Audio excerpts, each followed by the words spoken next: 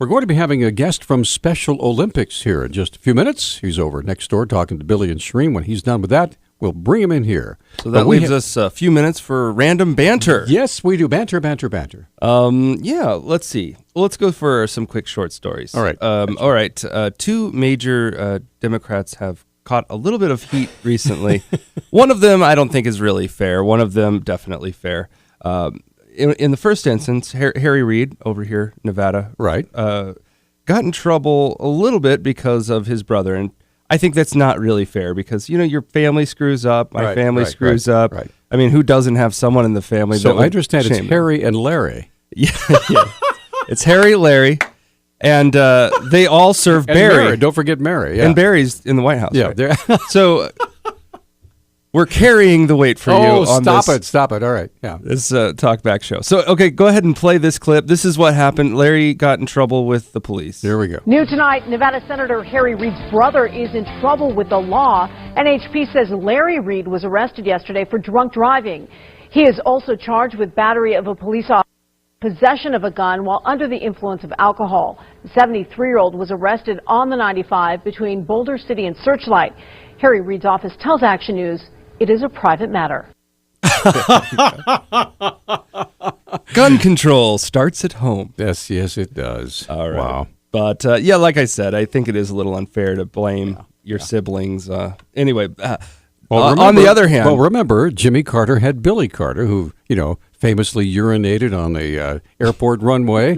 And, of course, if we caught on video, and, he never quite lived that down. Of course, there was Billy Beer after that. Well, the sad thing was that was the proudest moment of the Carter administration. So, aside from the insane rabbit attack, if you remember that. So, all right. Anyway, but we also have Debbie Wasserman Schultz. yes, so Debbie's in trouble for saying that Jewish intermarriage is a problem. Really? Here's the clip. All right, here we go. An audio clip of Representative Debbie Wasserman Schultz intimating the Jewish community has a problem with interfaith marriages has recently surfaced and begun to cause a stir on the social media circuit. Wasserman Schultz's brief comments were made during a private event held in Miami in January. In the beginning of the clip, Wasserman says that Jews face a myriad of problems. We have the problem of assimilation, we have the problem of intermarriage, we have a problem that too many generations of Jews don't realize the importance of our institutions strengthening our community. On Tuesday, Schultz issued a statement explaining that she does not oppose interfaith marriages, but reportedly many in the Jewish community are concerned about interfaith marriages. So the very utterance from the Democratic Congresswoman who represents a heavily Jewish district in Broward and Miami-Dade counties on such topics are leading some to say she should receive scrutiny. The audio posted on January 30th from a private January 16 event has generated over 20,000 views on a conservative blogger's website, The Shark Tank. But the 4-minute audio clip doesn't give a complete context of her intent. For SunSignal.com, I'm Akeem Brunson. Okay, well... I don't oppose them. I just think they're a problem. Yeah. Well, and of course... How do you walk that back? It probably comes as no surprise that Debbie Wasserman Schultz is Jewish. And she serves a very heavily Jewish district. Yeah, I mean, it's no big surprise there. So, it just goes to prove if you are in the public eye, you need to realize that just about everything you say or write or do is recorded or captured somewhere. Yeah. And so you really have to be careful. Right. You don't want to go around saying stupid stuff or, belittling. There we go. Belittling. Belittling little radio hosts in Missoula, Montana, calling them pipsqueaks or something like that. That would just be beneath a politician. Stuff like that. Anyway. And you certainly don't want to talk about what happened to me last night. What happened to you? Are you sure you want to say this, John? Sure, why not? All right, my son deserves the shame. He's 1 year old. So I'm trying to go to sleep. It's really late. I'm exhausted, right? Tired. Right. I'm in bed. I've been asleep maybe an hour. And I'm getting into the deep sleep. It's getting really good. It's REM. It's the meat on the buffet. Rapid eye movement. And then all of a sudden, oh, what's going on? So I get my son's crying. I kind of wait a few minutes hoping my wife gets her butt out of bed and deals with it. And then I feel guilty because wife has to go to school tomorrow. So I get up and I go in there. And he's sitting there. He's got all of his blankets off, which is, I don't know, a stupid baby king thing to do. Rip all your clothes off and throw all the blankets off. So he's probably cold. But I feel his diaper and I feel his shirt and everything. He feels dry. I'm like, what are you crying about? Stop whining, baby. So I go grab his blanket, and as I reach over, I feel that the bed. Somehow this guy had wiggled his machinery out through the diaper and went Vesuvius all over the bed. So I've got, everything's soaked. And I did the horrible bad parent thing. I scooted the baby over to the little section of the dry bed, put a new pair of pants on him, put the blankets on him, and left the mess. Just went back to sleep. Figuring it would just dry in the morning. It already smells like urine in there anyway, so. Yeah. Well, that's the sort of stuff you don't want to just tell everybody because it'll come back and hit you. Now we have that on tape. So when you run for office, and I'm sure you will, some enterprising, scooper will come along and grab that and say, do you remember when you were on Talkback on February 4th, 2015, 26 years ago, and you abused your little guy by not changing the bed sheet?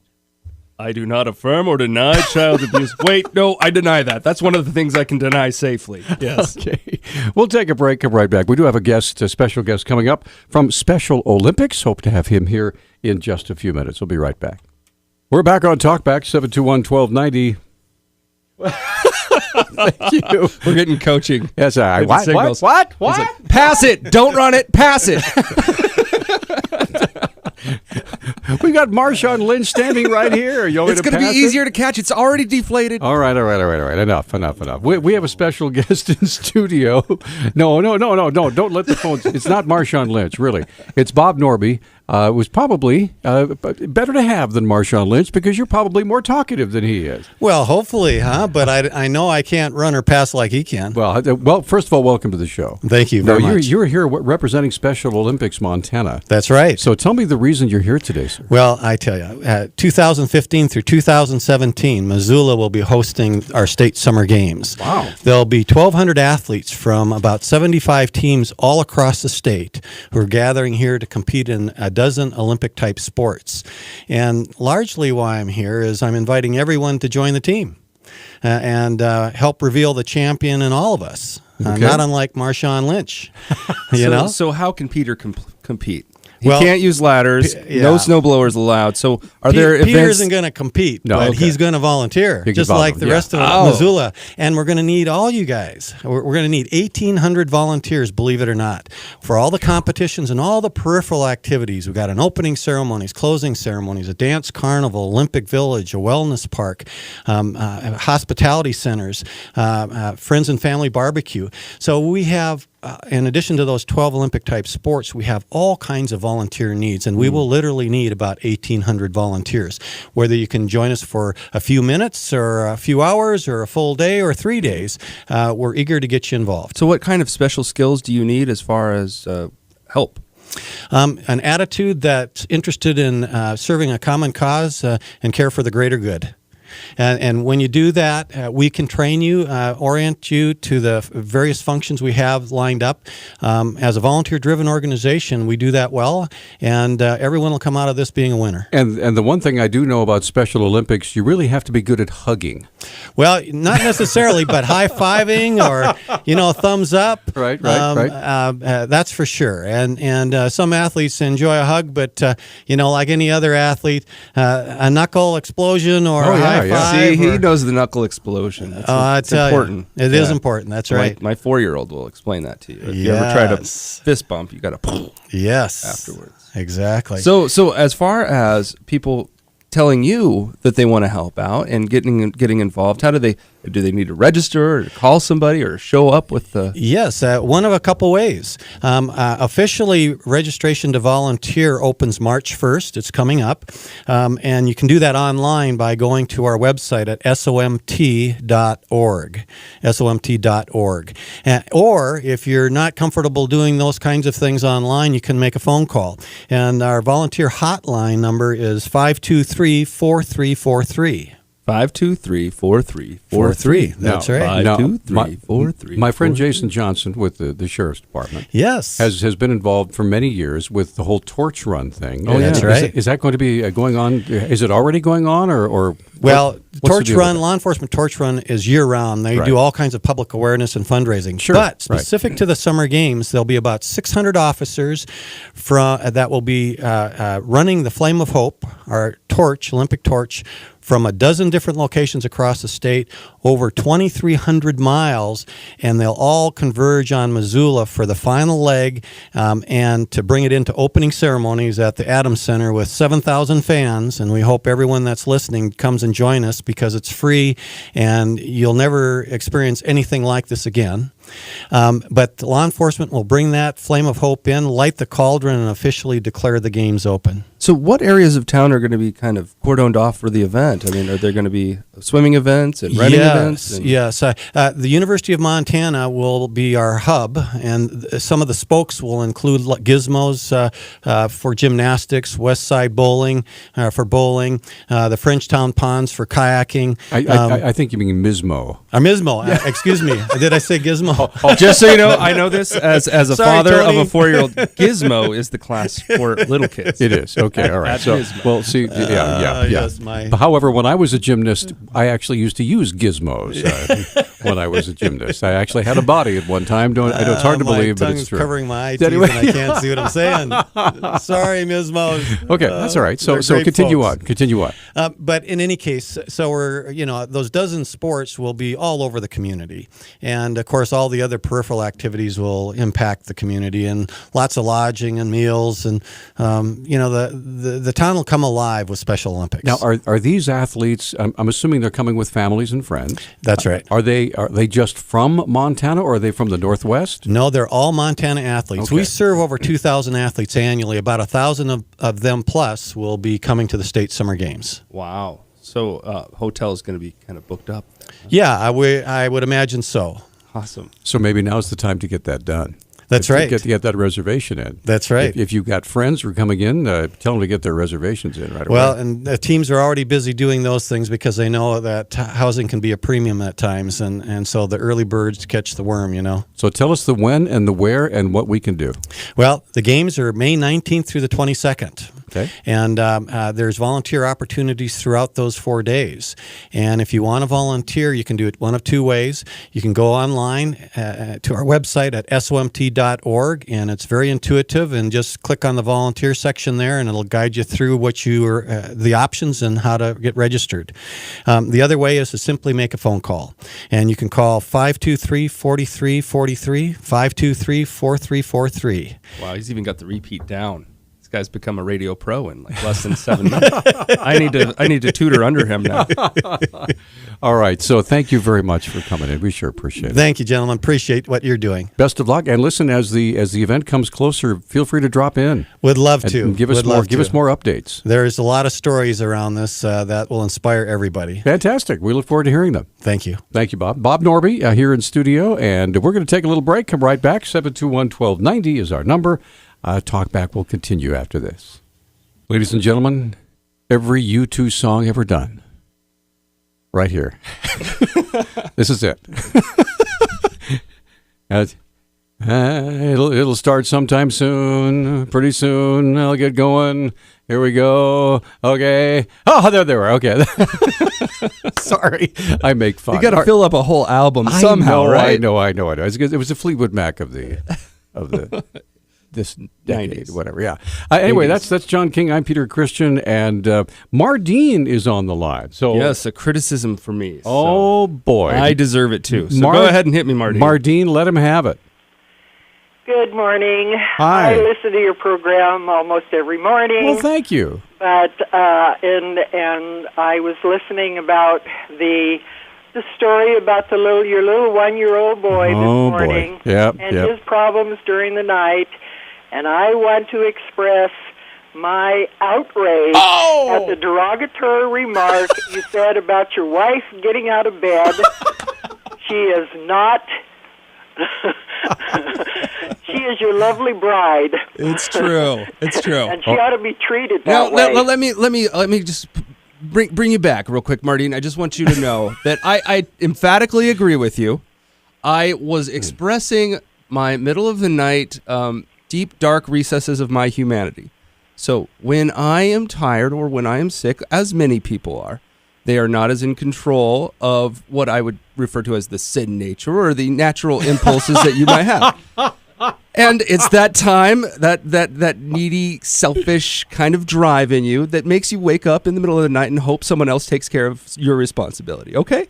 So that's what I was trying to express in that. He was merely being transparent. I was, yeah. So let me say, yes, John was being stupid and wrong, but I was trying to point that out as something stupid and wrong about me. But at least he admitted it. He came clean, Mardine. So we're working on the whole inner child healing thing here. You know? Talking about remarks coming back to haunt you, this is one of those remarks. Your wife is your lovely bride. Well, I allow me to state that we are trying to teach John the proper term for a wife, which is the beloved spousal unit. Spousal unit? Isn't that more dehumanizing? That's how I refer to my beloved spousal unit, as my beloved spousal unit. Well, I read the daily guidepost, a devotional in the morning, and Brian Doyle, who is the editor of the Portland Magazine at the University of Portland, he writes in there several times during the year, and he refers to his wife as his lovely bride. Well, there you go. That is what she is. Well, that sounds good to me. Okay. All right. Thanks, Marty. Bye. Bye-bye. Well, I also got a post. Justin says, I would have just put a towel under him. I'm sure other fathers have other solutions. Many might involve duct tape. Who knows? It's Montana. It's how we deal with bar fights. I'm sure there's other solutions for that stuff. Anyway, all right. So 721-1290 is our number. 1-800-568-5309. Anything else? We have 4 minutes before Walt Kero gets. Wait, Walt Kero's here. I am here, and I think it's just lovely that when John's down, people are kicking him. Yeah. We like that. Might as well. Jump on in. It's America's favorite sport. Right. Martine elbow slammed me there, so thanks for that. Anyway, so I do have another clip. All right. I think it's really interesting. Stand by. So this is what's her name? Psaki. She's a spokesperson for the Obama administration. She's being asked by one of the regular, I can't remember his name, one of the regular news guys, there's this Keystone XL deal right now where they're asking the big eight government agencies to send what they think about Keystone back, okay? EPA published theirs so everybody could see it, but none of the other ones have been found out. And some people are wondering, well, were they positive? Were they in favor of Keystone XL and the government doesn't want to show them because of that, or what? How many people actually responded? Did any of the agencies send their information back? And we don't know. Peter's looking. Is it EPA transparency? Yes. Okay, so if you could go ahead and play that clip. Okay. This is pretty, because this is, if you remember, the administration that wanted to be transparent. Right. Here we So go. this is a guy asking, did anyone send information? Here we go. Yesterday was the deadline for the agencies to submit their Keystone evaluations. Can you tell us what's going on with that? What's the next step? Is there a timeline now that's been restarted? Well, as you noted, yesterday the Department of State notified just a couple of weeks ago, January 16th, that the 8 agencies would have until February 2nd to provide their views with regard to the Keystone Pipeline permit application. That, of course, was yesterday. We will treat the agencies' replies as part of an internal interagency process. They're not mandated by the executive order to provide their views on the national interest regarding the proposed project, but we were required to request their views. There's not a deadline or a timeline. Of course, their views will be factored into the consideration process. Did all 8 actually submit We're not going to confirm. We treat them as internal recommendations. Well, I'm not asking what they say. However, the EPA has already put theirs out. I understand that. well, then it's pointless for you guys to keep them secret, right? Well, we treat I'm them just as wondering. internal Well, recommendations. that's fair enough, but I just want to know don't if see that as pointless, if but all. go ahead. Well, I don't understand why you can't say if all 8 submitted there or not. Because they're internal recommendations, and I'm not going to confirm whether or not we've received them. They're not mandated. The ones we receive will be factored into the consideration process. Yeah, so there. Representation? As I mentioned, we treat them as internal. I'm What not going to happened to this confirm. transparency idea? I don't get it. I'm not asking what's in the report. If an agency, if an agency wants to put their own report out, not and make it public, that's fine. Well, that's up to them. Just to be clear, the EPA didn't put their recommendations out publicly. They put out their views on the final SEIS. It's something different, but that's an important distinction. Go ahead, Roz. Well, even though these reports weren't mandated, does this building feel that it got a balanced representation from the agencies that were requested to submit their views? Well, I'm not going to provide analysis on internal reports and internal input that we requested. Yes. As you asked, this is Or an no. internal process. It's easy. We'll proceed through as the executive order mandates. There isn't a deadline or timeline. Obviously, we'll factor in all of the input from agencies from these reports What? and other input they offer in other ways. What? How do you confirm to people? What? Sorry, Ross. Yeah. Does the administration intend to make a determination one way or the other Yes. before the end of its tenure? I don't think we've said anything otherwise. So there will be a determination before January 2017? I'm not putting a new deadline on it, but we are going to make a determination. When you say internal process, okay, that really means secret and non-transparent, correct? I don't agree with that. A great deal of information here is public, Matt. Just because we're not making public internal input that we receive. I'm not asking for, but see, that's not the question. I'm just asking if all 8 agencies submitted a report. I will let you know if that's something we're going to confirm. Okay, well, I just don't, because the whole question of this This is classic. Okay, so I think I'm just going to get a T-shirt that says "obfuscate" right here. Obfuscate. Oh, that follows in with what Winston Churchill described about civil servants. There's nothing civil nor servant about them. All right. Well, tell you what. Before we get to our break, and I know that Lee is on with a tax question. So, James, we're going to get you on first. What's on your mind, sir? Oh, man, my mind just went through a blender. I'm not sure if I remember why I called. It's an internal debate inside your mind. You can't confirm or deny. Oh, man. Anyway, I was actually calling to defend the young father.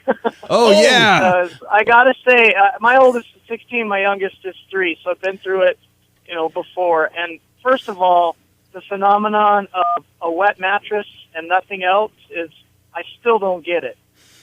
I don't understand how it's possible. One of the great mysteries of life. Yeah. Honestly, I wonder if aliens come in and just strip everything off the babies, because there's no normal reason. You know what? Putting a towel under it, I've done that several times. I can't count them. And my justification was, hey, the baby's trying to go back to sleep. If I get him up and go through the whole rigmarole, he's up for the next 3 hours. See, that was a fair smart to concern. Me or my beloved bride. I see. Yes, my beloved bride. Lovely bride. My lovely bride. Come on, get it right. She's both. All right. Not just a spousal unit to me. Exactly. I hope you heard that right. And you did say you felt guilty because she's going to school, and you got up anyway. So that was your true colors coming through. That's right. All right, that's James. That's all. I just wanted to put that out there. Thanks, buddy. All right, we're way past a break. We're going to come right back. Lee is on the line with a tax question for our tax guru. Hot dog. The fabulous, one and only Walt Kero. That was a Bill Clinton quote, be right back. actually. Ooh. Okay, we're back on Talkback. 721-1290 is the number. John King, Peter Christian, bad father, old father, and probably grandfather. No, I'm not a grandfather. I'm just tax man. Oh, yeah, the tax man. Walt Kero is joining us here. The tax father, if you will. Yeah, tax father. Yeah, there we go. The godfather of Texas. Yeah. Well, let's get Lee on the line, who's been waiting very, very patiently. Lee, first of all, thanks for holding. You're on with Walt Kero. What's your question? Thank you, Peter, for taking my call. Hi, Lee. I signed up, it took 5 days, with healthcare.gov, and basically I put in my expected income, $25,000. They computed my premium for the lowest priced Montana Health Co-op health insurance, $10.74 a month. Mm-hmm. For that price, I took the insurance. Mm-hmm. Now, I have to do Form 8962. Mm-hmm. My actual income was slightly less than $25,000.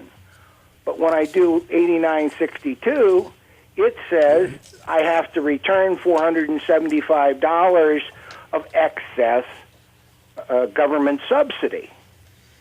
Now, I relied on their number to buy the insurance, and on the back end, it seems that they're saying, oh, and you owe me this much more. If I'd have known that, I wouldn't have bought the insurance in the first place. Now, Lee, how do you expect the federal government to pay for everybody's insurance if you don't cough up a little bit at the end? Come on. Well, I didn't think the Obama administration would lie to me. No. Not about health care. No. That's an internal decision, whether or not they lied. Right. I don't want to make judgments or cast aspersions. Yeah. Okay, so we have a situation here. I haven't done an 8962 yet. I came prepared to talk about the 8965 form, which is the calculation of the tax. But anyhow, 8965 I need to look at? Yeah, because it 8965 is the health coverage exemptions, but it also includes the instructions for figuring, and this is the most important thing, your shared responsibility payment. That's a fancy term for the tax that was originally a penalty, that was originally an insurance cost. So, 8965 is the form you need to go to and look at. And the instructions are only 12 pages long. Hey, the instructions for 8962 are 15 pages. Yeah. Well, I think there's a competition. So hold on. Question: how long is the form itself?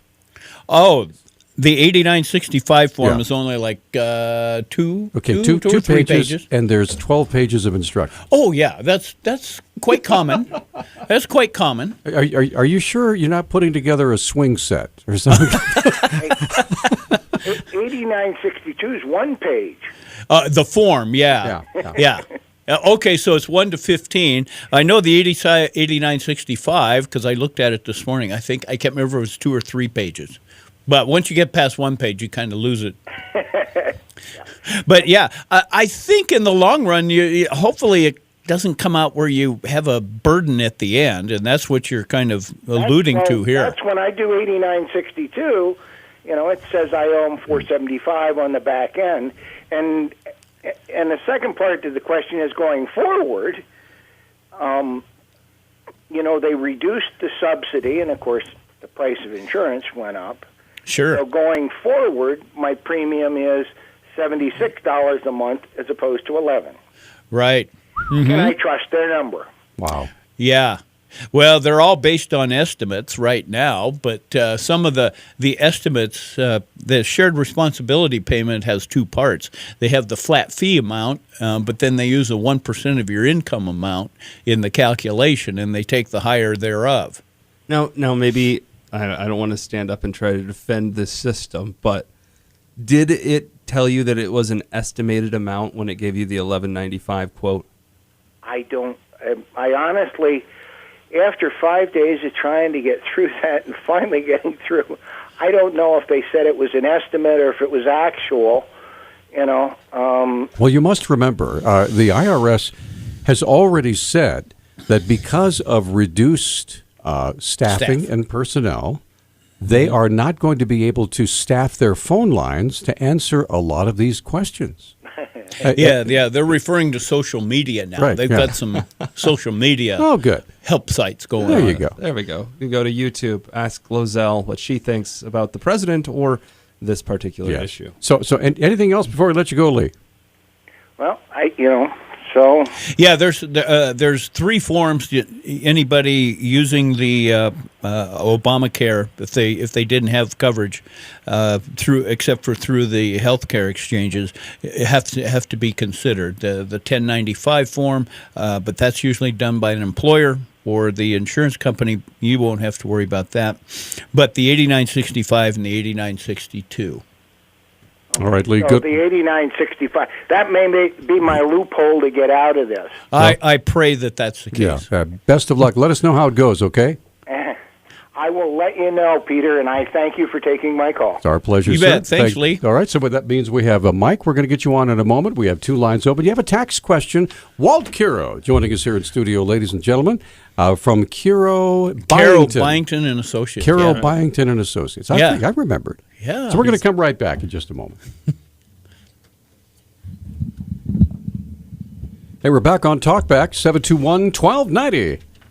Hot damn. And Breakfast of Champions. Thank you very Chips much. Ahoy. Absolutely. Chips Ahoy and Pepsi. Don't forget that. I thought it was All right. Dr. Pepper was your go. Well, I switch back and forth every now and then. Variety. Spice life. I don't want to become too, I noticed that both of those brands predictable. have kind of the Grizz color going on, right? Yeah, not Pepsi. Pepsi's blue and white. Oh, it is blue and red. Yeah. All right. That's John King. I'm Peter Christian. That's Walt Kero joining us here this morning. Let's get Mike on the line, because that's the reason we're here, is to get you folks Answer questions. Mike, good morning. Yeah, well, Walt, I got a question for you, and I didn't know this till this weekend, and apparently a lot of people didn't. The NFL is a nonprofit, apparently a 501c3. So here's the question.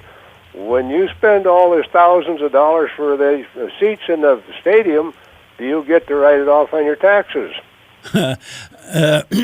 Generally not. Why not? It'd be the same as donating to your church. Yeah, but that's a great question, Mike. Here's the answer, because even at Grizzlyville, I'm a member of the Scholarship Association, and when you pay them the freight, part of what you pay them is to get preferential seating, arguably.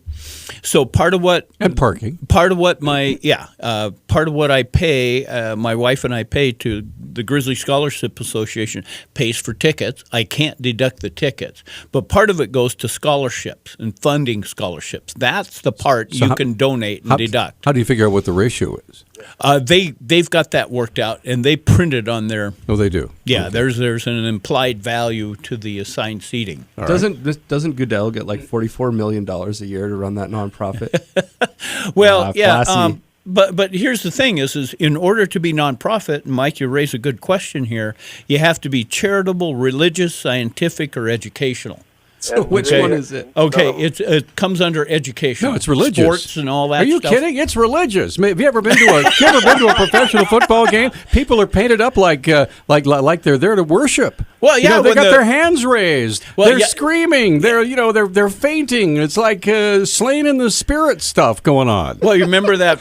Remember the game in Bozeman where the Grizz beat the Bobcats down there in a last-second field goal? Yes. Brian Ayotte was the I remember. Yes. And in the Bozeman Chronicle the next day it said, "God must be a Grizz fan."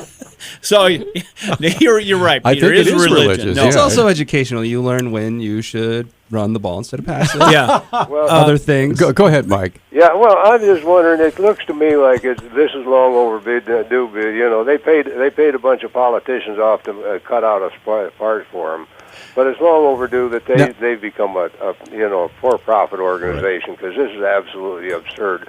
Especially when the towns and cities build the stadiums for them, they don't put out any money for anything, and they just collect it. And here's even a better one, Mike. It's just a shit. I don't care if they pay it to them, but I don't think on a nonprofit you should be getting $44 million. Good deal, Mike. Thanks for the call. Yeah, in the cities with stadiums, let's pick on St. Louis just because we can. They to build the stadium, they'll issue bonds, right? Those are passed through as municipal bonds, so the interest is tax-free. But because it's a private activity, in other words, it's not a government activity, the football stadium, then they hit you with alt min tax. So if you're if you own those bonds, if you are caught up in the alternative minimum tax scheme, that'll increase your tax because you've invested in those bonds as opposed to a bond that's used for streets and sidewalks and sewers and whatnot. I was wondering if that's how the NFL is able to get states and cities and whatever to invest in stadiums because they're a nonprofit. Sweet. Well, the nonprofit thing just applies to the NFL as an organization. Okay. Now, what the nonprofit implies is that none of the earnings that they make inures to the benefit of any individual. Now, arguably, Roger Goodell gets a huge salary. It's not arguable. $44.2 million, I looked it up, is a large salary. I think by anyone's standard. Oh, yeah. I've had friends who are with Missoula nonprofits that have gone to seminars, in different parts of the country that are national-type seminars. And the biggest topic of discussion there is what kind of fringe benefits they can get in their $44 million salaries. They're always... It's just mind-boggling. It's just, So, I was listening to Sports Center this morning, and there's a very wealthy guy in L.A. who is going to move the Rams back to L.A. away from St. Louis because St. Louis is a baseball town. Okay, that always has been, and he's got plans to build a huge a stadium. In L.A. to bring the Rams back so the L.A. Rams can finally have its own real football team back again. So it looks like St. Louis, even though they have a beautiful new stadium, may be losing their team to this very rich guy. Mm-hmm. That's part of the rumor mill. Anyway, we're going to take a break, and we've got all three lines open for Walt Kero, who's here to answer your questions. Go ahead. And recently Missoulians were polled about what they think about property taxes. I'll give you the results on that after the break. And I have to put a plug in for your station here and Town Square and all that stuff. A good plug. I got to say something positive. Okay, we'll do that when we come back. I can't wait. It's not about my parenting.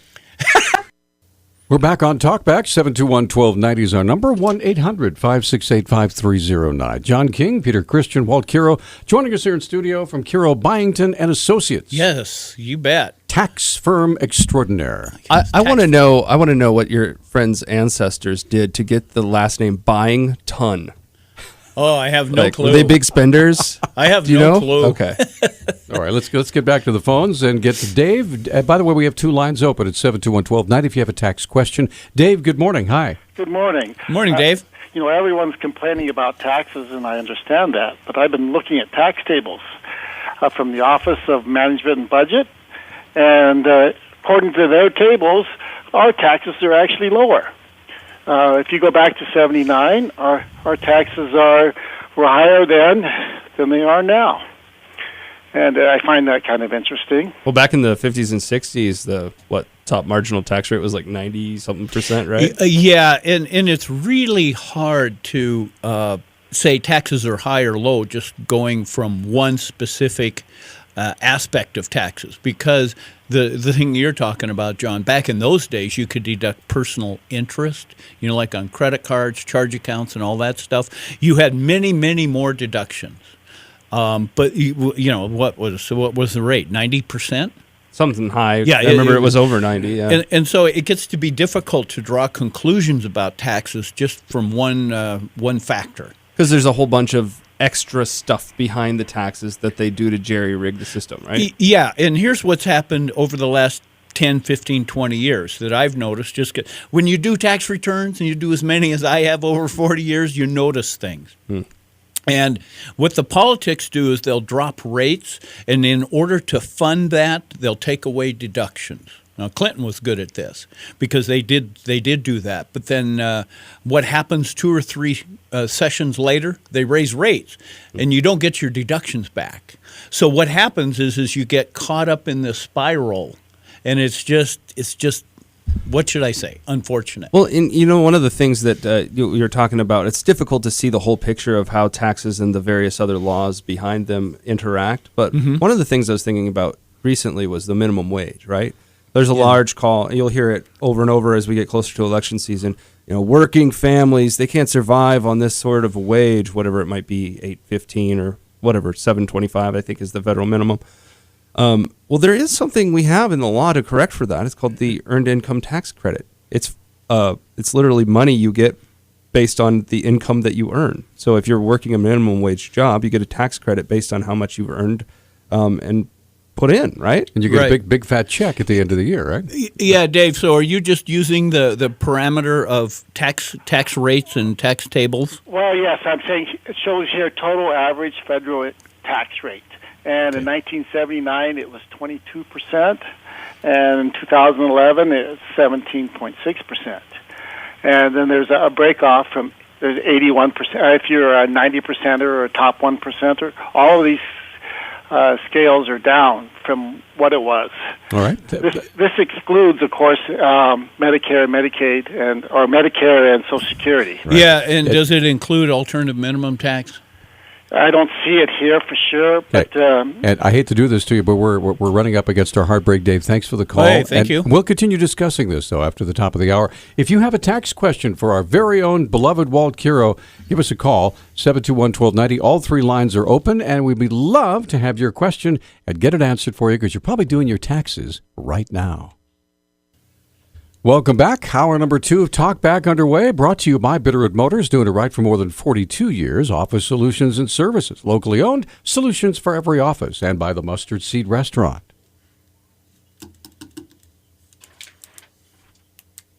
Okay, we're back. Walt Kero is our guest this morning. He's our resident tax guy from Kero, Byington and Associates. Yes, and we got a live one here. We do. We got Dan. First of all, thanks for holding, Dan. You have a question for Mr. Kero. Go ahead. I do, and I got a comment that I really love this show. I learn all kinds of neat stuff. Well, thank you. Say, I'm a one of 3 partners of a corporation, owner-operated corporation, so I get a wage, and then I also get K-1 form for it and so forth. Can I take advantage of both the health savings account deduction on page 1 as well as self-employed insurance premium on whatever it is, line 26 or whatever it is? Can I take advantage of both of those things, understanding that I can't take it on the itemized? Right. Well, there's 2 aspects going on here. I'm just going to say maybe. I'm almost ready to say probably, but it just depends. The only way you can get the health savings account deduction is the health insurance plan that's being paid for through your corp. Is it a high deductible? Yeah, it's a high deductible plan. Now, I take my wages home and I pay them by myself because with the 3 operators, that's all we have in the corporation, and so we don't get any kind of a group plan that's beneficial to us. So we each pay individually out of our wages. Okay. Yeah, I think, and I'm just gonna, without knowing all the facts, you may need to take out a little bit of a salary out of the corp. Are you taking a W-2 out of the corp? Oh, yes. We take okay. W-2 as well as K-1. If you have a W-2 coming out of that corp, and I'm assuming this is a subchapter S corporation? Yes. Yeah. That I think you'll be able to pull that one off, where you get both the self-employed health insurance deduction as well as putting money in the health savings account. Now, you're limited on how much you can put in your health savings account, depending upon spouses and kids and all that stuff. Right, and I'm over the age, so I get an extra $1,000 to put in there. Yeah. Okay. You get catch-up. Yeah. Okay, well, that's great. I just wasn't sure if I could take advantage of both of those under those circumstances. I'll check further into it, but that gives me a place to start. Thanks very much. Yeah, and if you want further help, give me a call at the office, 549-2288. I'll be glad to help you. Hey, thanks, Walt. Okay. Appreciate all your knowledge. Thanks, Dan. Thanks, Dan. That's why he's here, folks. And we have one line open, 721-1290. Boyd is on the line. Good morning, Boyd. Yes, I had a question for Mr. Kero. Right ahead. I went down to the local library to get the 1040 instruction booklet and my forms, and the library informed me that the IRS was not going to supply instruction booklets to the library and gave me an 800 number to call the IRS and request such. The IRS, when I was only on hold for about 20 minutes before somebody answered, and they informed me that the instruction booklet was not available. My question is, what forms do I'm in the dark as to what I need to fill out for this health insurance nonsense, and I don't even know what forms I need for that. And without the instruction book, I don't know. Yeah. Hold on. Can he use last year's? Yeah, no, right. No, sorry. No. Almost a lot of this stuff on the healthcare thing is new this year. Okay, all right. And so you would need that. Now, you can go into irs.gov, go to forms, and if you go to 1040, you can print them out, or you can look at them on screen, either way. And in a separate click, you can get to the instructions. There's probably a PDF of some kind, right? Yeah, you can get to that. And you can print out. Now, the instructions for 1040 are probably going to be 60, 80 pages long. So, I would just maybe kind of peruse that and print out what you need. Well, sir, I'm not online. I don't have that capability. Okay, if you don't, library's free. You can get online but you at the can't library. Print free at the library. But you'd have to pay for the print It's material. only like 10 cents a page or something, right? Yeah. I follow you because one of the things we do as a CPA firm, we help a lot of clients with 1099s, and the IRS used to give out 1099s, but they're not doing that anymore. You can go to Staples and get 1099s, and you might be able to get instruction booklets on 1040 in certain places, but you'll pay for it. I don't know if... Let me ask you this. Would he be able to find some of these things at the post office? The IRS isn't giving those out now. They used to. Okay. The post office used to carry those. But, Boyd, if you want a 1040 form and an instruction booklet, stop by my office and I'll make one available. Well, my question, is there specific forms as far as regarding the health insurance thing Yes. that I need to be requesting? Yeah. And I can get those for you. The two forms you will need for this year is 8962 and 8965. Okay. And the instructions. Yes. And if you get through them and you're still sober, I'll be amazed. All right, Boyd. Thank you very much. I appreciate it. Thanks, Boyd. Thanks for the call. That means we have two lines open. And Adi, we need to take a break. We're going to come right back and get your question and your for Walt Kero. We have two lines open. You have any tax questions? If you're sitting there tearing your hair out trying to figure out what in the world is going on with your taxes. Is that what happened to me? No. I tore my hair out? No. I think people are giving their hair to you. Oh, okay. Well, I need all I can get. We'll be right back. We're back on Talkback. 721-1290 is our number. All right. I get my headphones on. I'm talking. You guys are laughing and giggling, and I missed it. I'm leading Walt into bad jokes. All right. Let's get to Adi. Adi's been waiting very patiently. Good morning, ma'am. How are you? Good. How are you? Fantastic. How can we serve you today? Well, I utilize VITA at the university to do my taxes. Okay. And I looked up this morning online and looked at what to bring. And one of the things listed, it says to bring 1095 A, B, or C. And I wasn't sure what that was, so I Googled it, and it says that's your proof of insurance, that 1095B comes from your insurance provider, 1095C comes from your employer if it's a large company, which mine is, but I haven't received either. And so I'm not sure what I need to do to be able to get those to be able to... How long does it take ordinarily to get those from an employer? I'm going to check... Is there a mandatory date where you have to have it by? I'm thinking that these 1095 forms, even though they're out now, I think they're going to be mandatory next year. I'm thinking that you may not get one for this year, but like I alluded to earlier in the program, that most of this is going to come from employers. The employer form. But Adi, what I would do is if you're covered. And you go to VITA or whoever, all you have to do is tell them that. They're going to check a box that say you've got coverage for the year, and you won't have to mess with anything else. Okay. Okay, that's for this year. You could ask if you're working for a large company, you could just call their HR department, their human resource department, and find out if they issued them, or sometimes people get. She didn't even know anything about it.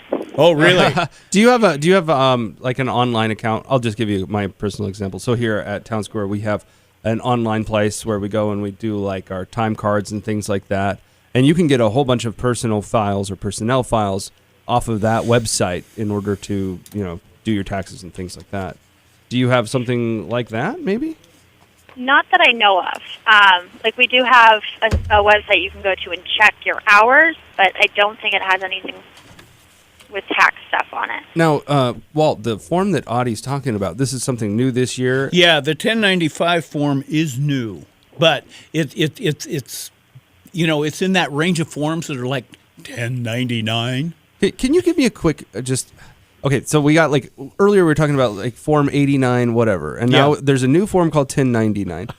How the heck do they pick the numbers for these forms? I mean, does someone just throw a dart at the wall? Well, no, I'll tell you what it is. It's like the people that pick lipstick and paint colors. Well, that even makes more sense. No, there is a schematic to it. Those 1099 forms are all 1095, 1099. Those are what we call information forms. Okay. And so those information forms go to the taxpayers. They go to the IRS, sometimes the states. And it relays information, usually about income.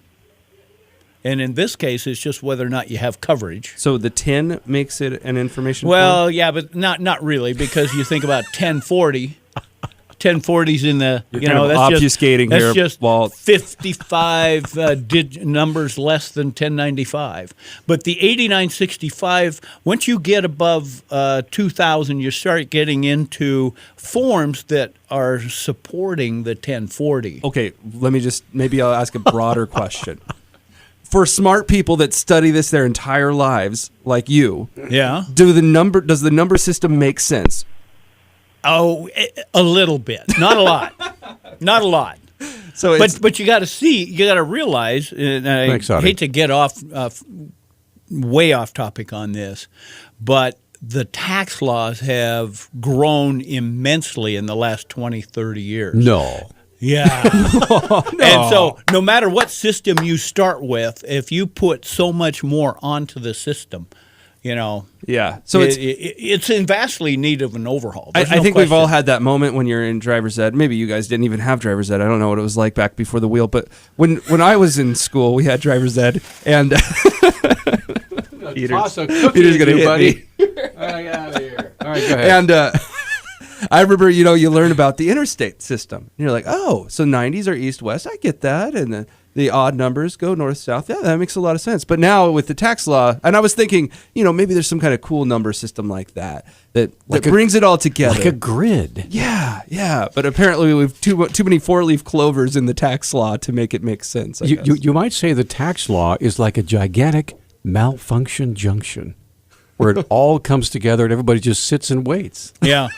Okay, I'm going to follow up and get you information on the 1095 form that comes from employers as to when that needs to be in the hands of the recipients. Typically, it's usually done, they should get it by January 31st. Mm-hmm, right. But I'll find out. I don't have the answer right off the top of my head. Sorry, Audie. Let's get back to the phone and say good morning to Pete. Pete, good morning. You're on Talk Back with Walt Kero. Good morning, Walt. This is not a federal tax question or state, but it will relate to taxes in general. Okay.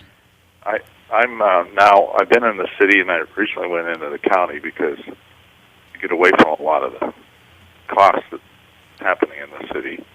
Yes, and I'm watching this water company thing, and I saw in the paper, I think Monday, where they're finally getting full exposure about how we're far exceeding the mayor's 800,000 forecast, like quadrupling. Yeah, we're up around 2.5. What was the initial request? I think it was just like 40,000. 400,000. 400,000. Yeah. Yeah, and then they finally started revealing what that could mean to our bond rating in the long run. And they didn't really indicate how they would go about applying a tax to us that had been in the city to pay for this. Well, it probably, if the city, and correct me if I'm wrong, but if the city is successful in obtaining the water system, it's not going to be a tax as much as it's going to be your rates will help to pay for the costs of all this happening. Yeah, whoever's getting the water is going to pay more for the water. Yeah. And if they shouldn't succeed, we still get to pay. Yeah, well, and that will have to come somehow through taxes and fees. Yeah, the good faith and effort of the taxpayers of the city of Missoula will back up the bond should they fail. I've read a deposition between Mayor Engen and the water company attorneys, and he was asked, whether or not rates would go up under the city. And from what I could tell from the deposition, Mayor thinks they're going to go up under the city's watch. The rates are probably going to go up under the public's watch. So either way. Well, look for an increase in your water rates one way or the other. Thanks for your call. But on the lines of what this caller is talking about, a poll was recently conducted here in Missoula. 502 Missoulians were asked questions about what they thought about property taxes and Missoula schools and a potential bond issue. And I'll tell you some of those specifics after Peter stops gunning me down with his eyes because we need to go to a break. I'm just doing my little snap thing. See, it's it's break time. Yeah, but I can see him envisioning my neck when he does it. That's the scary part. But when you keep calling me old, what do you expect? Hey, some cultures didn't invent the wheel really late. So yeah. And I want to put in my plug after this break, too. Please. We keep getting put off with all these calls. This is great. Where am I? What's my name? Okay, hang on. Hey, we're back on Talkback. 721-1290 is the number. John King's over there. I'm Peter Christian. Walt Kero joining us here in studio, and we're going to get Jennifer on in just a minute. But you, Walt Kero, wanted to give a little testimonial here. Yes, and this is a very positive testimonial. I started my business about 1.5 years, 2 years ago, and I started a website for my accounting firm. And, with local people, and it just didn't, after 2.5 years, it didn't work out. And then this lovely young thing by the name of Alex Zundell from here at KGVO or Town Square Media approached me on several times, and she just kept badgering me. Said, well, let me give you a presentation. She did, and lady in my office or my receptionist, Lacey, worked with Alex. And then there's also this nice lady by the name of Mallory Wilson, who's the account manager web designer. Mm-hmm. And we have a fantastic website. So if I can put in a plug for Town Square Media's services on websites, it's fantastic. Well, you don't see anyone here stopping you. Yeah, keep going. Lacey in my office is just really excited about it. It's working. We're getting a lot of hits from all over. Now, real quick, just so that we know, I'll be honest, I don't do this part of the business. So this isn't even me like trying to shill my own business, really. Mm-hmm. I'm curious, what was the difference in performance and look and atmosphere between the two different services you experienced? You had okay. Well, the first website we had, it worked, but it wasn't. It didn't attract much. We didn't get very many hits. It didn't have, and it wasn't snap. user friendly. User friendly. I mean, we had some good ideas in it, but it just wasn't working. But now we're within a week or two, we've had way over 200 hits. Oh wow! One came from Sao Paulo in Brazil. Who knows why? Maybe they were drunk and typed in my last name and got there. But, and we're, just as an example for people out there who have websites and stuff, my last name is a 4-letter word, Kero. Well, there just happens to be a radio and TV station in Bakersfield, California. So, if you type in my last name, Google or Bing's going to pop you to the radio station down there. I see. So, so there's a lot of things you try to do. My attorney said when Kero Byington and Associates is a doing business as. So it's just a registered doing business as thing with the Secretary of State. We are a corporation with my name on there as the corporation entity. But the attorney told me don't use the ampersand in the name Kero Byington and Associates. If you use the ampersand, then the search engines just go crazy. No, that's the and Yeah, the symbol. ampersand. Yeah, the and symbol. Okay. So just write the word and out, and then that just helps search engines. So there's all sorts of tricks to the trade. Yeah, but anyway, hats off to Alex and Mallory. They did a damn fine job. There you go. That's cool. Thanks for the plug there. You bet. Let's get Jennifer on the line. Good morning, Jennifer. Good morning. Hi, Jennifer. What's on your mind, ma'am? I just had a quick question. We have twins that took driver's ed this year, and it was kind of costly, and I'm wondering if that is deductible in our taxes at all. No. Okay. That's what they call a personal expense. Now, if the twins, let's say you had a trucking company, and they were going to be driving truck, and they were existing employees, you could pull that off, but not if it's just for personal use driving. Unless you have medical expenses from stress. No. What if they need to drive to work? Yeah, driving to work doesn't count. That's called commuting. Oh, okay. Sorry, I'm adding stupid questions onto your great question. That just opens up a whole can of worms because this whole concept of commuting has been to the United States Supreme Court at least a handful of times. To try to, I should be able to deduct going to work because I need to go to work to make money. Well, it's just been ruled forever and ever that commuting from your place of abode to work is a personal expense. That's a great idea. I think we should charge all of our federal officials with having to pay their flight bill. Well, now hold on a second. But what about using there was as a business expense as far as the money you spend for gas and upkeep for vehicle, stuff like that? Yeah, okay. If it's commuting from house to work, that's not deductible. Okay. But, Peter, you're such an entrepreneur. You have your business, and instead of going to work every morning, you stop by your post office to get your mail for your business. I do. Okay, then all of a sudden, that's not commuting. That's a business purpose. You understand? I mean, I hate to be hair-splitting about this, but that's the way it is. Yeah.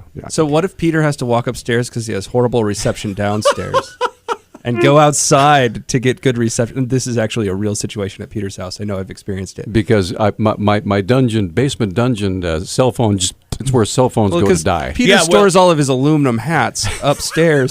They block the radio. Well, Jennifer brings up a big important thing is there's categories of what you do in your financial life. There's personal, there's investments, there's trade or business, and this unfortunately falls under the personal category. Okay. Now, here's the ironical thing, if you want to call it that.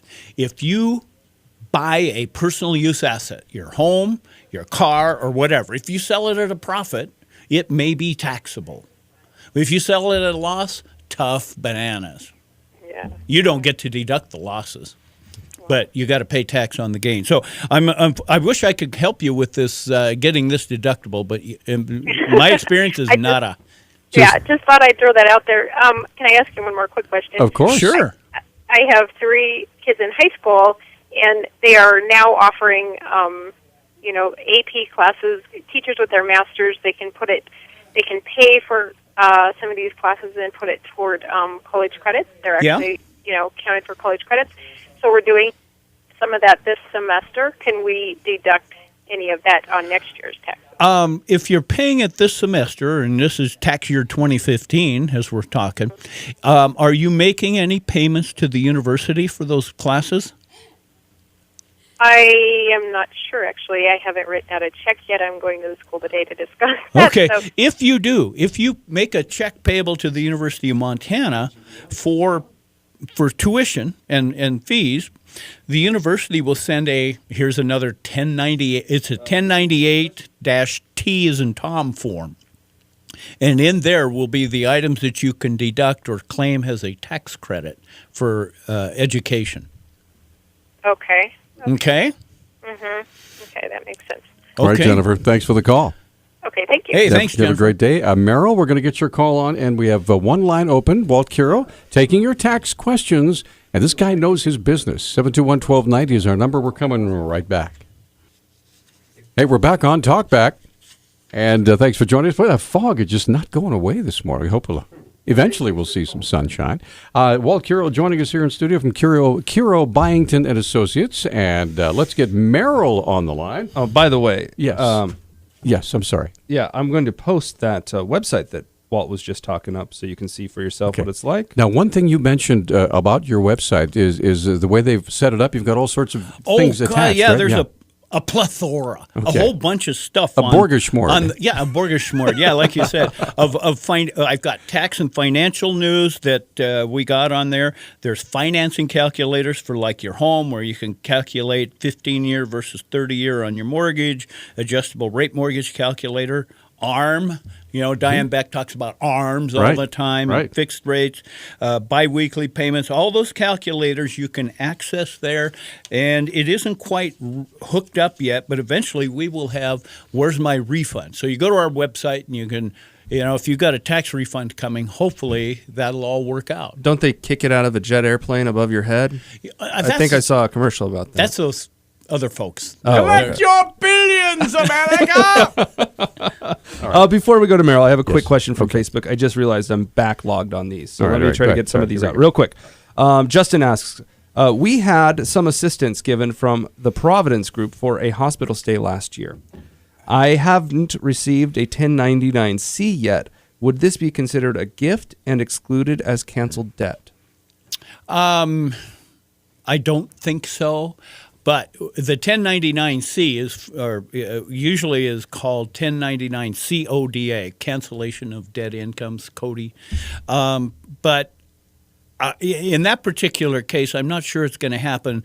It's one thing to have a debt forgiven or partially forgiven, but in this case, they may just adjust the bill from the beginning. If they adjust the bill at the beginning, I doubt if there will be income from that. But I'm just speculating here because I don't know all the facts and circumstances. It depends on how they do their paperwork. Yes, exactly. All right. Okay, let's get Merrill on the line. Good morning, Merrill. How are you? Good. I want to thank you for taking my call. Hi, Merrill. My question is, I retired from Montana National Guard here. Okay. So I have TRICARE from the government. Yeah. I will be turning 65 in May, so it's not so much a problem for me because I've already signed up I'm taking Part B. But my wife is 2 years younger than me, and she's covered under TRICARE. Yeah. And I got a letter from them, 6 months or so ago, stating that TRICARE fulfills the requirements for Obamacare. It does. It's one of the exemptions. How do I go about verifying that with the IRS come tax time? Oh, you just check a box that say you're covered, and that's it. For this first year, there's not a lot of formality to it, but at the Form 8965, and if you go to the instructions for that form, it'll indicate that TRICARE works. It's proof of coverage, or it verifies that you do have coverage. Okay, then next year I'm taking they will send me a note, or I think they will send the 1095 form next year, but okay. Oh, okay, but hey, just as a side note, I turned 65 in May as well, so 1950 in May was a good year, right? One of the best. Yeah. Thanks so much. much. Good luck in your retirement. All right, thank you. All right, thanks for the call. Go ahead. Yeah, we got another question. Actually, it's a comment. So Jeannie says, the Missoula County Public School bond is disrespectful of the taxpayers. That is such an outrageously large $120 million for elementary and a $70 million bill for high school. This bond is irresponsible as taxpayers will be hit big time. And for what? We do not know, as the Missoulian does not attend board meetings when facilities are discussed. Via a staff member at one of our schools, Superintendent Apostle works in tandem with the Missoulian editor, Sherry Devlin, on what to report in the newspaper. Thus, we are an uninformed public, and because of this, we need to vote down this bond. Having followed this school district for many years, off and on, this is totally believable. I will say that it's unlikely, it seems to me, that the bond is voted down. If the recent polling is correct, they did some polling recently that was talked about last night at a school board meeting. And most Missoulians of the 502 surveyed said that they were likely to vote for the $10 million bond and the $70 million elementary or high school bond. Psst. They didn't ask me. They didn't ask me either. They're talking about opium, other people's money again. Yeah, and it was really interesting because the survey does not tell you how many respondents were available for each question. It does say, among the voters who could rate the direction of Missoula County public schools, for example, 61% say that it's on the right track, and 39% say that it's on the wrong track. Same for Missoula, the city of Missoula, 70% said it was going in the right direction, and 30% were on the wrong track. But we don't know, or I don't know, among the voters that were able to rate, how many that represents. Is it all 502 voters or that were surveyed, or is it like 13 people? Not really sure how revealing that is. But one of the things that was really interesting is they went through and asked them for the best arguments for and against the school bond issue.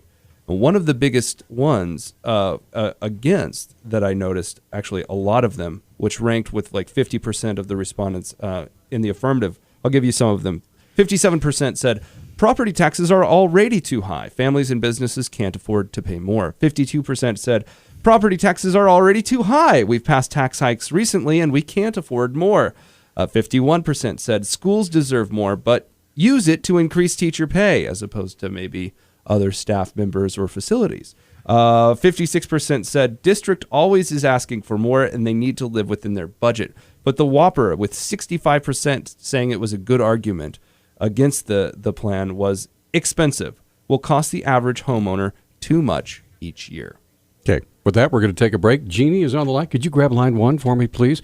And we have one line open, 721-1290. Back with more Walt Kero. Get your tax questions answered in a moment. Okay, we're back on Talkback, and Walt Kero joining us on the phone this morning. Let's get Jeannie on the line. She's been waiting ever so patiently. Jeannie, thanks for holding. You're on with Walt. Go ahead. Hi, Jeannie. Hi, good morning, and thanks for taking my call. No problem. I'm 71, and do I still have to figure out half of my income to figure out if I have to pay taxes on my Social Security? Yeah, you will always be burdened with that calculation. If you're single, if your other income is around $25,000, it gets kind of borderline. If you're married and you file joint, that's $32,000 when that calculation starts. But believe me, it's a 3-tiered calculation depending upon your other income. And they take a piece of your Social Security and add it to a pile of numbers, and then they calculate whether or not any part of your Social Security is taxable. And boy, if I didn't have software, well, I wouldn't be doing what I'm doing. I'd be a resident of Warm Springs. I feel like that professor that walks in on Matt Damon in Good Will Hunting looking at the board with all the weird numbers and symbols. That's what I feel like when I listen to Kero talk about this stuff. Oh, yeah, it goes beyond. But, yeah, Jeannie, you'll always, if your income is that, if you've got around $25,000 of interest, dividend, pension income, a lot of times your Social Security will end up being taxed up to 85% of it. Okay, well, I've made sure that when I take my money out of retirement, I don't take anywhere near that much. Right. Yeah, I mean, there's planning involved. I've over the last 5 years, I have made sure that I take like around $15,000. Yeah. Yep, that's just smart planning, because if you take out more, it's a double negative, because you take out more, you got to pay tax on the more you took out of your retirement, and then they zing you with having to pay tax on Social Security. Okay, well, my neighbor said since I passed 70, I wasn't going to have to worry about that anymore. Nope, so I'm glad I asked you instead of going by my neighbor. Right. You'll always have that problem until they change the law. I think you have to pass dead. Right. Trust these guys. They passed 70 long ago. That's right. Hey.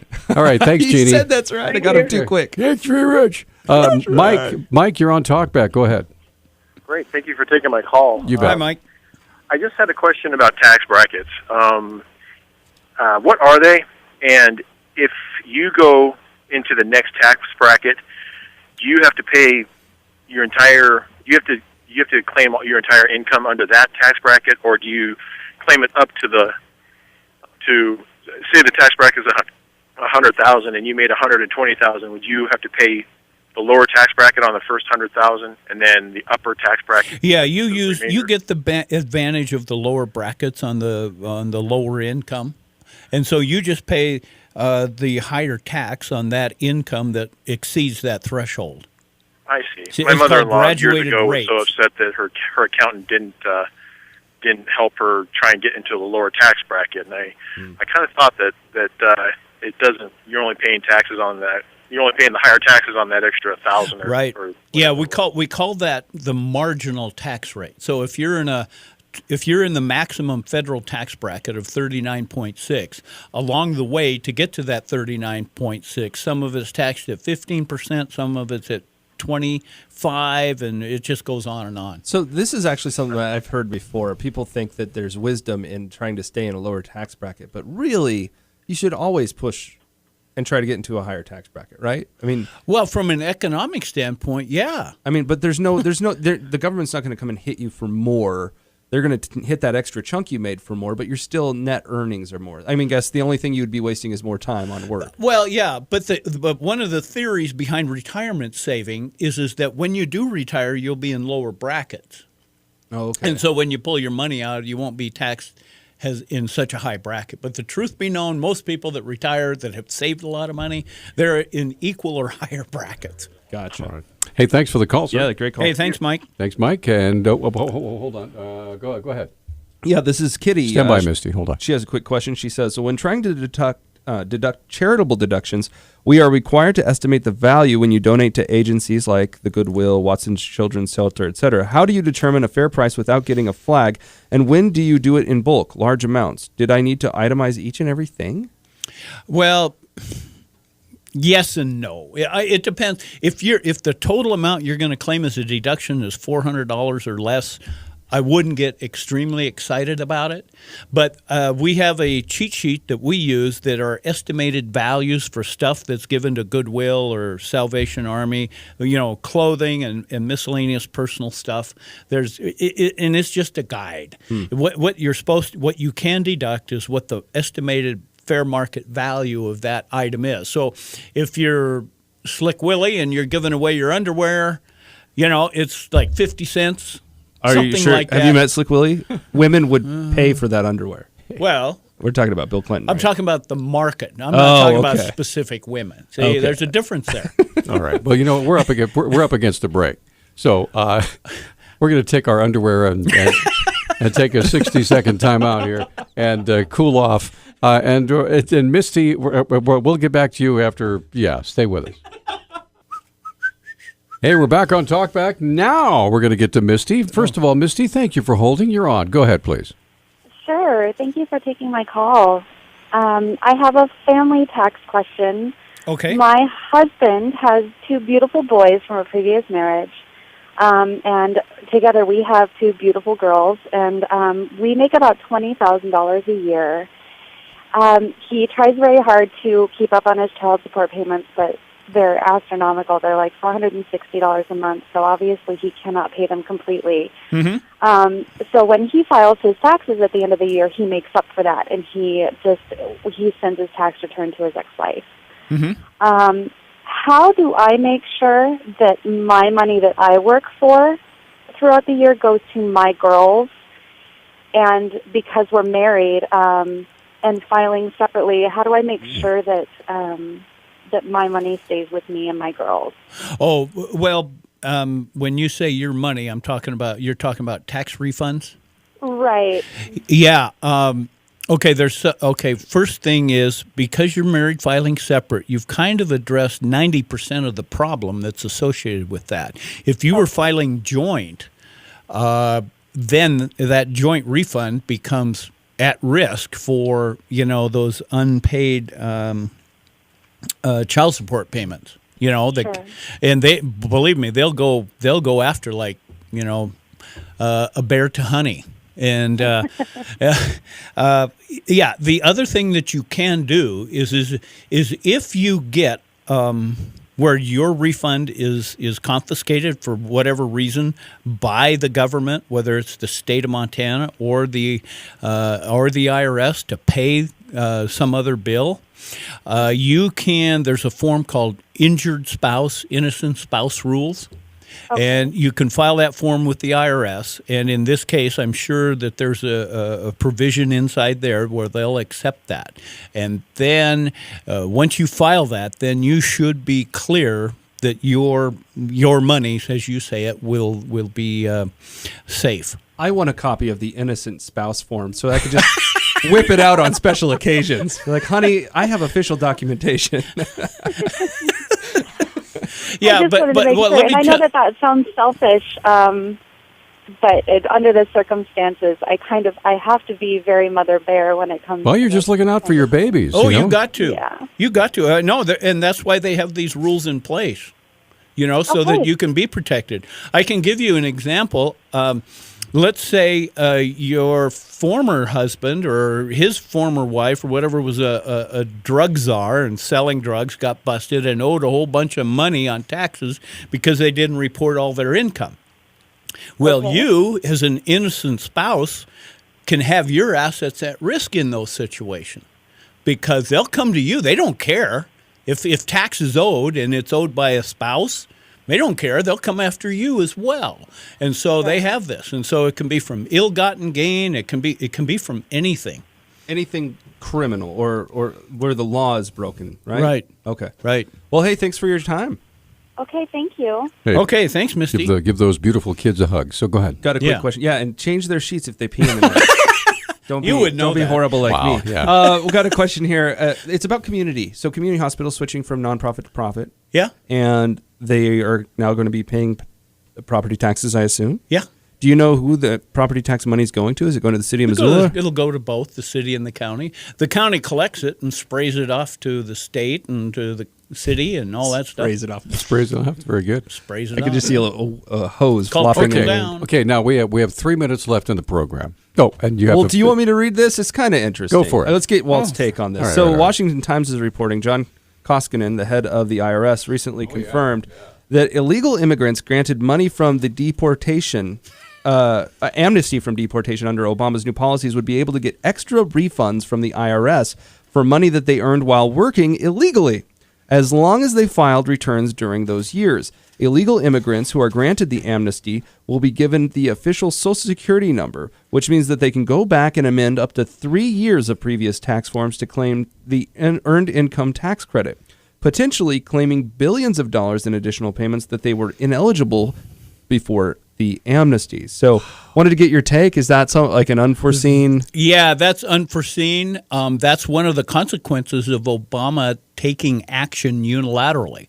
Is because if the public knew that was going on, they would be outraged. As far as I'm concerned, my blood's boiling over that thought. I'm twitching right now. I mean, it's there's things that aren't right, and that's one of them. So basically, people that were working illegally can get tax refunds, even though the job and it was all. Yeah, but this is the refund. It's the basis of the refund. If they were getting refunds of taxes that they paid, that's one thing. But the earned income tax credit is taking from other people. Right. That's the problem. Yeah. And how? Please forgive me. My ignorance is showing here. How can an illegal immigrant file a tax return in the first place?